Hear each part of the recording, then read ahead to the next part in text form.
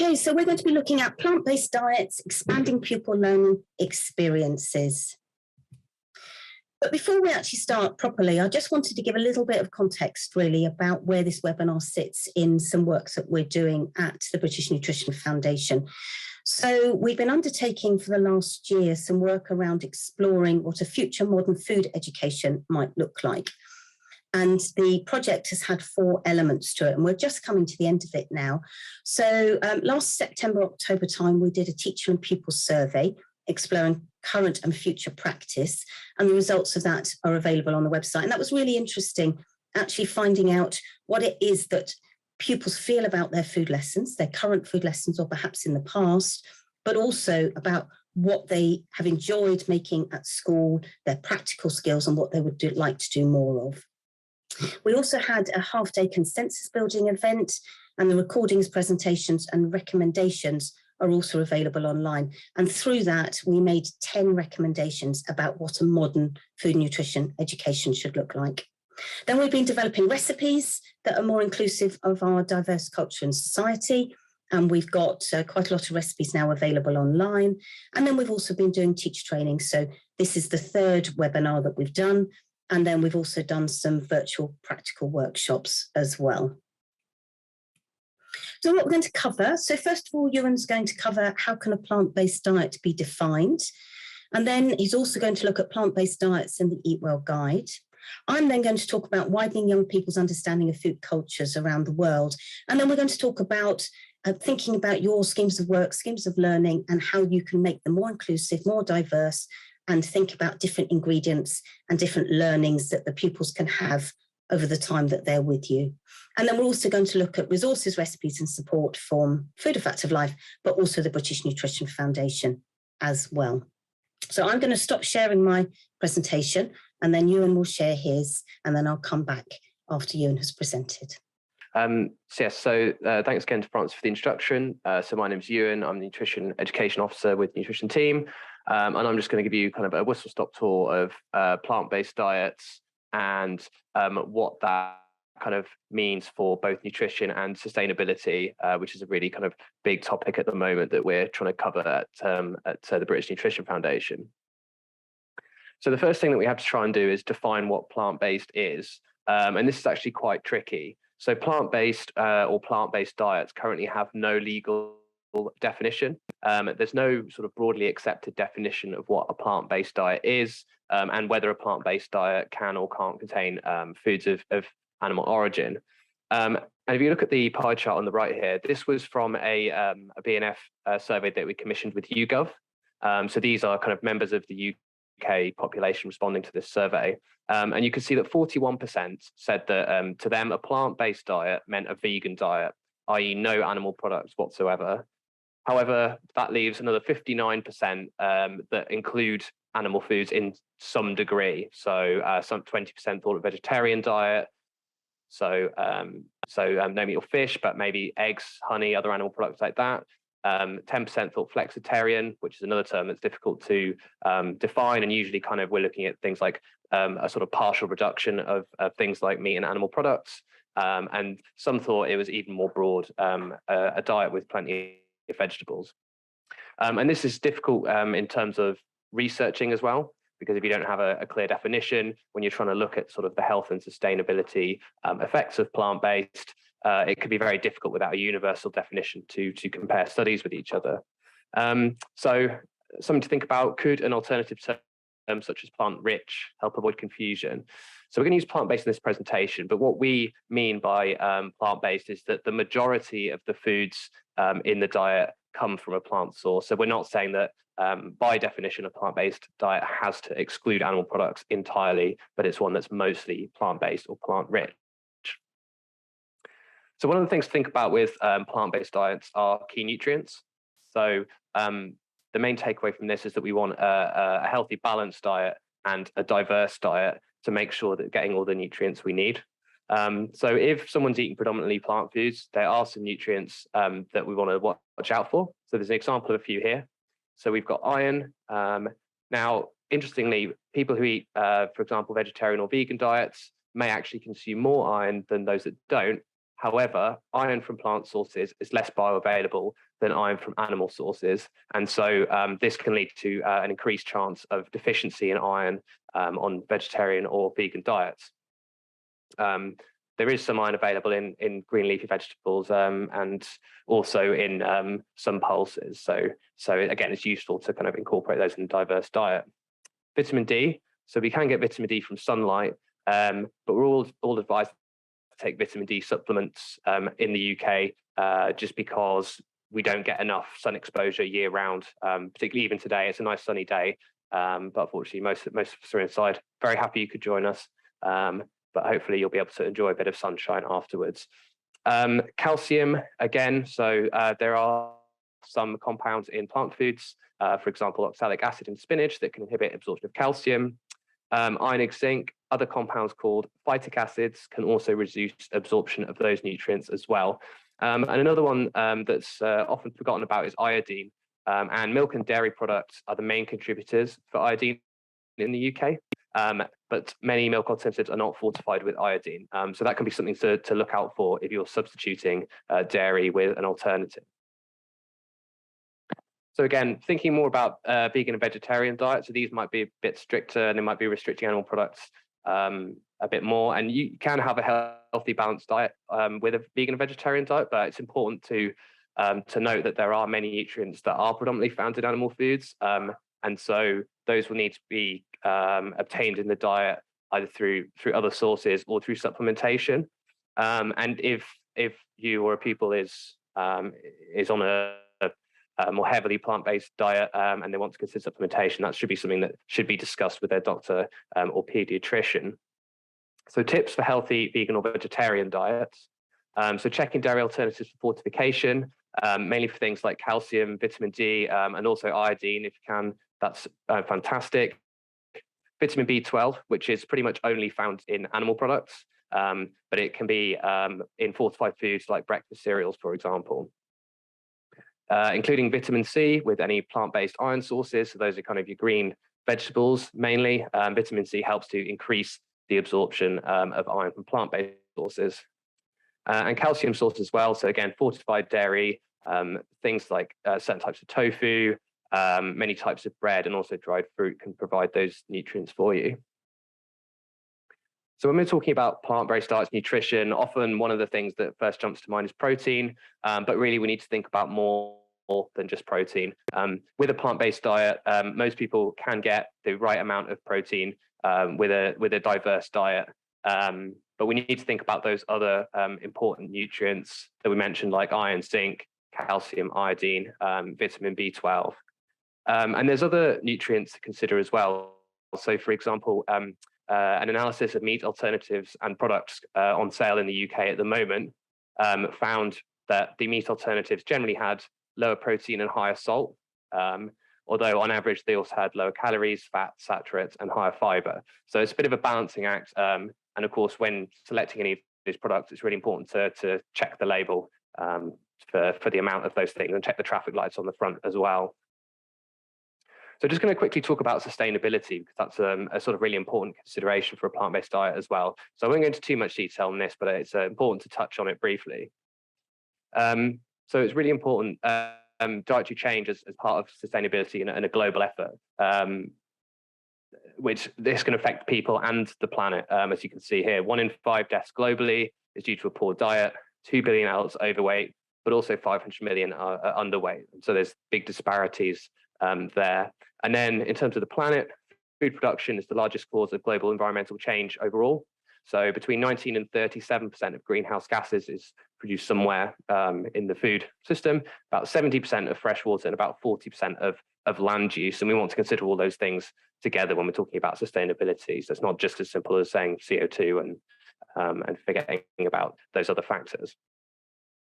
So what then is a healthier and more sustainable diet? Well, it's a big question. And it's a complex issue, and there's lots of different things that you can see here that kind of feed into this. So is the diet healthy? Is it nutritionally adequate? Is it acceptable for the kind of people it's being pitched to? Does it have that low environmental impact? But also, is it affordable and accessible? And these are really, really important questions to consider for a healthier, more sustainable diet. And it can be difficult to sort of immediately look at a product and say this product's really sustainable or this product's less sustainable. We don't really have that sort of available on pack at the moment. And so really it's just kind of about following broader trends and useful tips that you can use to make your diet broadly more sustainable. And so in that vein, we have 6 key actions that we've identified. So the first one, eat a more plant-rich diet. So we know that in general, plant foods, not all, but in general, have a lower environmental footprint than many animal products. Like I said, this can vary depending where it's from, if it's been shipped a long distance, or how the animal's been raised. There are a lot of factors, but broadly speaking, this is one of the top tips. Getting your 5 fruit and veg a day, obviously really important from a nutrient point of view, and again, boosting plant intake. You're getting lots of those kind of micronutrients, vitamins and minerals if you're getting your 5 a day. Vary your protein intake. So this doesn't mean necessarily cutting out things like meat entirely, and we are also advised to eat fish.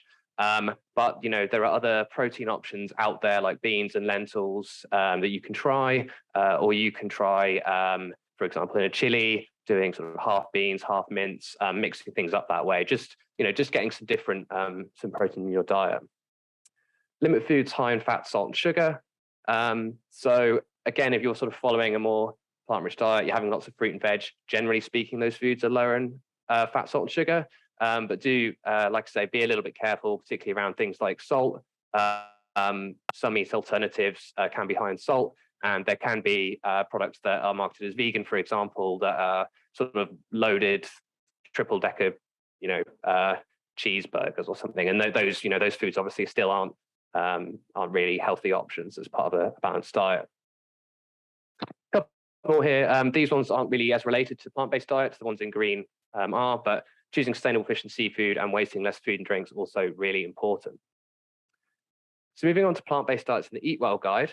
So when we consider the Eatwell guide, actually, it is very much a plant-based diet. And we'll be looking at the groups a little more closely in a moment. But in terms of some key statistics, following the UK Eatwell guide more closely than we currently are would deliver benefits such as 30% lower greenhouse gas emissions in the UK, 4 to 7% lower water use, and also a 7% lower mortality risk because of the nutritive benefits of following the UK's healthy eating model, the Eatwell guide. So just a few little considerations from each group. So when we're thinking about fruit and vegetables, you're getting your 5 a day, key vitamins and minerals. And again, this group, it's about a third of the Eatwell guide, and the whole group's of plant origin. Starch and carbohydrate, you're also getting most of your fiber from this group, really, really important. Many other nutrients, a lot of them from fortified products like breads and cereals in this category, useful on plant-based diets. And again, the whole group's of plant origin. So we've got 2 groups here that are already forming the majority of the diet with plant-based products. Oils and spreads. So plant oils and spreads are usually lower in saturates. Obviously, there are certain occasions where you need to use an animal spread, or you want to use something like butter or lard, perhaps, for a particular recipe. But generally speaking, when we're cooking, plant oils and spreads are usually lower in saturates. Notable exceptions there being palm oil and coconut oil, which are more highly saturated. Dairy and alternatives. So there are alternatives available in this group. Alternatives are often lower in fat. However, consideration for alternatives is that they may not be fortified with all the nutrients that you would find in the sort of animal equivalent milk or yogurt, for example. So it's really important to check the label to make sure that alternative products are fortified. And then proteins. Again, so the advice is to eat more beans and pulses, and also 2 portions of sustainably sourced fish per week. So we are advised to eat less red and processed meat, but we're not advised that we have to cut these things out of the diet completely. So it's, like we said, it's about kind of varying your protein and trying different things there. So we've got alternative sources like beans and lentils, for example, which also contain fiber, which you don't find in the animal-based sources. But again, just got to watch out for nutrients that are found predominantly in animal products, like vitamin B12. So in summary, there's no agreed definition of what the term plant-based means. And generally what we're talking about is something that's plant-rich, and the majority of your food is coming from plants, but not necessarily one where you have to remove animal products entirely. As we saw from the survey, there are many people that are confused about the meaning of plant-based, and it can make these discussions a bit difficult. So it's good to be clear from the off when talking about this. It's more than just protein, so we need to consider the overall nutrients in plant-based alternatives to meat products, and make sure that there's a diverse diet, and one that follows the Eatwell guide, which actually provides a mainly plant-based style of eating. And we've seen statistics that indicate that could have health and environmental benefits. So thank you. I want to hand back to Francis. So I'm just going to talk a little bit about diversity and inclusion in schemes of work or schemes of learning, and just some of the things to be thinking about when you're putting together your plans potentially for next year or for sort of years in the future. And really probably the most important thing that came out of the survey that we did last year was it's so important to know your pupils. And I know that's obvious, and I know that we all do pupil voice in school, but actually to really listen to your pupils and hear what it is that they want to make. But that will actually often depend on also knowing and understanding the local community. So what are the challenges and pressures on both the young people and their families and carers in the local community? So it could be that ingredients are difficult to get hold of. The cost of living crisis is having an impact on families. So what you're going to be making might well be different to your school and your pupils that it might be for somebody else, or when I was teaching near where I live in Kent. So just thinking about your pupils, your situation, and your community. As I said, understanding what young people and their families want to make, not just cakes though. We all know that pupils like to make cakes, and cakes have their place, and there are lots of practical skills and food science knowledge that comes from making cakes, but actually we're meant to be focusing on predominantly savoury dishes, and that's actually what came out from the survey that we did. They wanted to make dishes that were tasty, that they were suitable for family-friendly meals, and mainly savoury as well. Something that we're really very, very keen on stressing is that recipes and practical activities should build on knowledge and skill. So we regard it as initially the pupils, they learn and acquire a skill, then they develop it, and then they build on it and secure it. So that's about the practical skills, but also the knowledge and the application that comes around that as well. So through your schemes of work and learning, you've definitely got a route of progression, and we've got quite a lot of resources on the website around progression. And then if we're thinking about diversity and inclusion, we're thinking about incorporating different flavours and ingredients, and also culinary techniques, but particularly experiences to widen the young people's understanding. And that's thinking about food cultures around the world. Now, they may well be coming across all sorts of different food cultures where they live, on the television, on social media, but actually to be able to experience them firsthand in your classrooms or perhaps back at home would be great. And I've highlighted a link here because that actually takes you to an area on the website where we've got lots of information about different cuisines around the world and about traditional ingredients, traditional dishes, and also some basic information that you might find useful to share with your pupils. But equally, it's a great opportunity for your pupils to share their personal experiences with you and the rest of the class. So it could be an opportunity to get them to bring in ingredients they make at home, or different recipes, or actually get them to speak to the whole school community rather than just their peers or your class. But then also what's really important is that you're considering healthy, sustainable diets. And obviously, Ewan's been talking about that. And next week, we have another webinar, which is our colleague, Dr. Simon Steenson, who will be particularly talking about healthy and sustainable diets. And then also some considerations in the classroom. So like thinking about your pupils and what meets their needs and your local community, obviously the time that you have available. Some people are very, very tight on lesson time. Other people have got longer time. Maybe you're on a rotation, maybe you're teaching the whole year. Then also thinking about the budget that you have available, whether you provide the ingredients for pupils. Sometimes we have to maybe focus on flour-based dishes and pasta and rice-based dishes because those ingredients are cheaper and then it's easier to make them in the classroom. Also storage helps and things like that. So just things to be thinking about your own situation. As I mentioned before, thinking about the pupils and their own practical skills, and then the equipment that's available. So a lot of schools are quite well equipped now, but some may not be. But also it's not thinking about only the equipment that you have in school, it's about what pupils will be able to use at home and thinking about handy measures maybe. And we've got some information on nutrition.org.uk about handy measures. Provision and availability of ingredients, spices or herbs that may not be used often, making sure that they haven't gone out of date. I think we've often looked at the back of our cupboards and found something that's well out of date. Probably won't do any harm using herbs and spices out of date, but it won't have the same flavour and impact and colour. Also vegetables that may not be readily available in your area. So an example is we have a recipe on the website which is for bean and plantain stew. And I can't buy plantains where I live.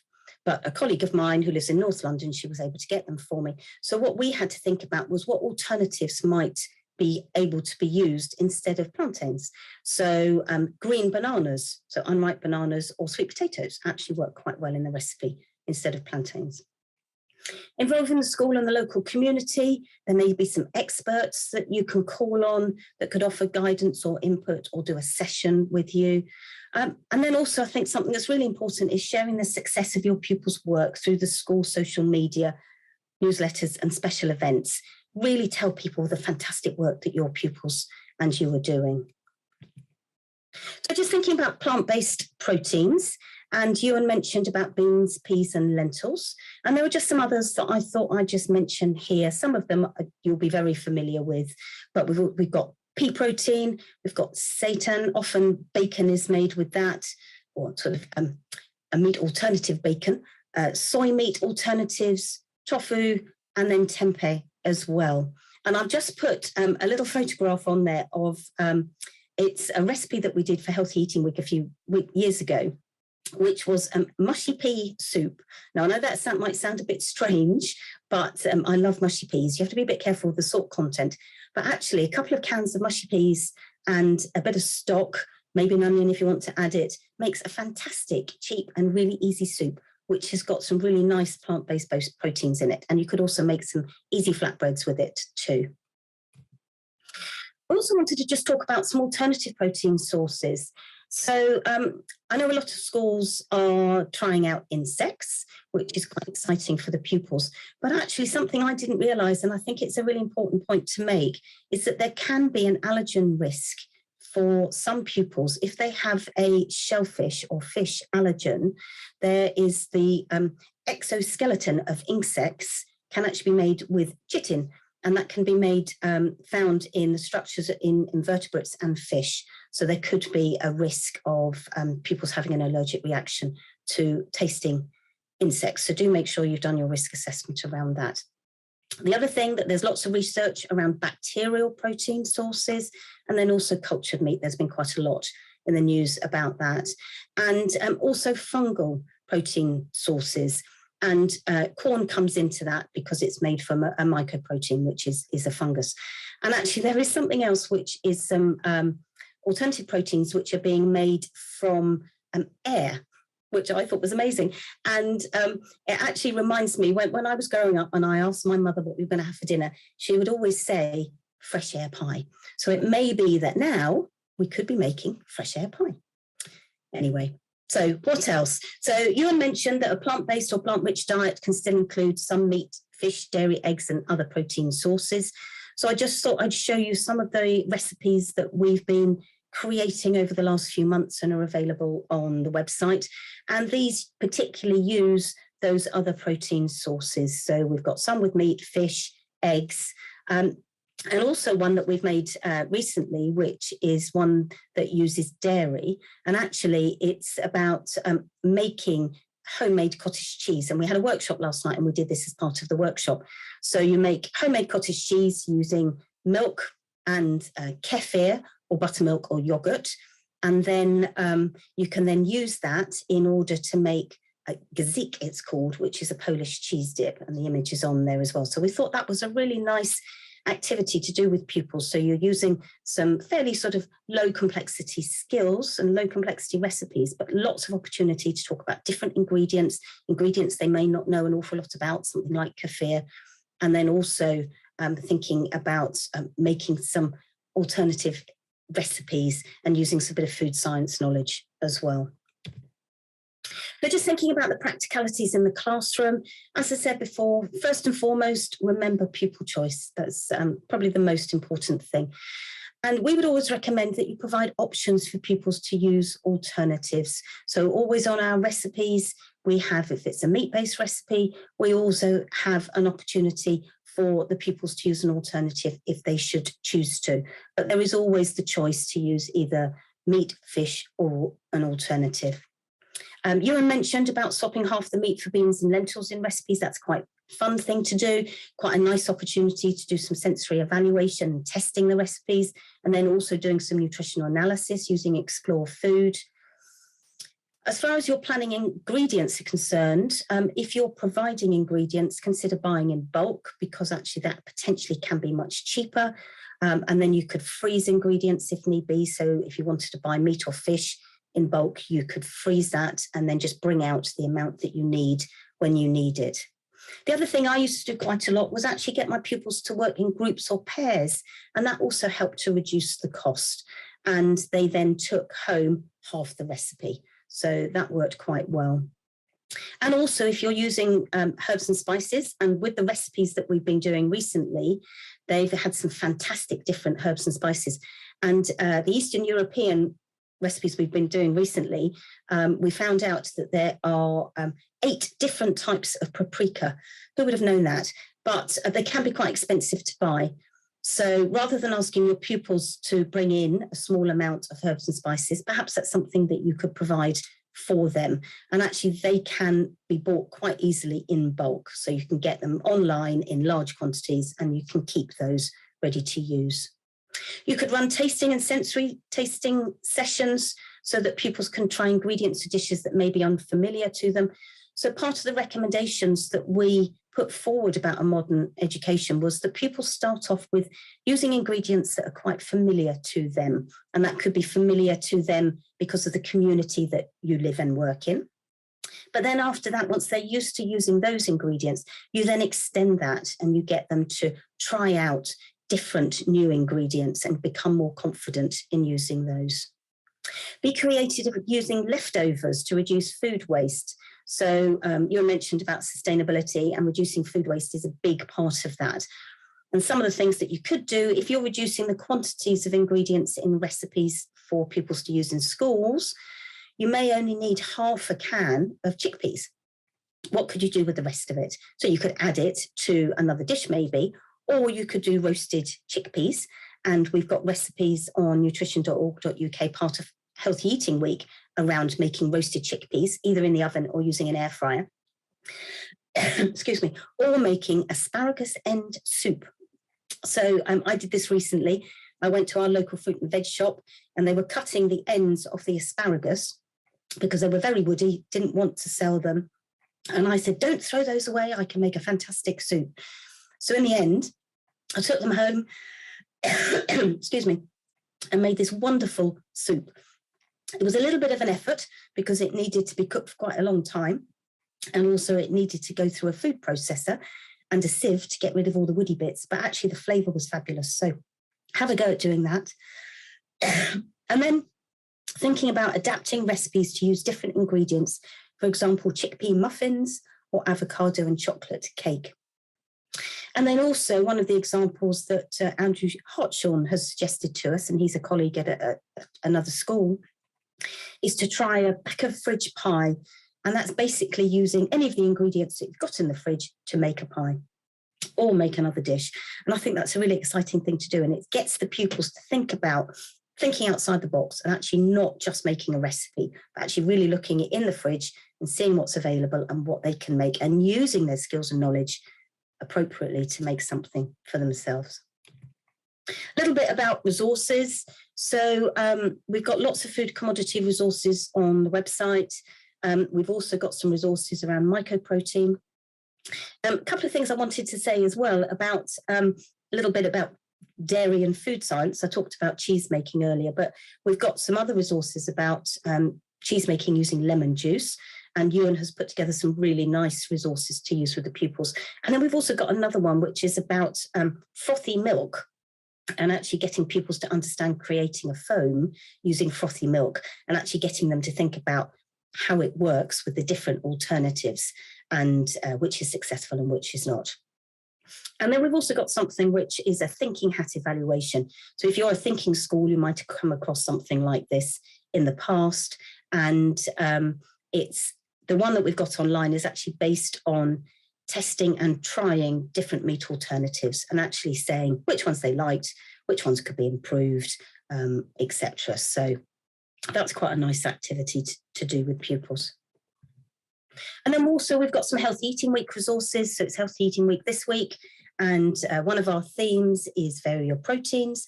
And we've got some nice resources on there that you could use with the pupils. So we've got a PowerPoint presentation about knowing your pulses with the answers. We've also got a little quiz that you can print out and get the pupils to match the amount of protein in different alternatives. And then we've also got some fact sheets about pulses and mycoprotein.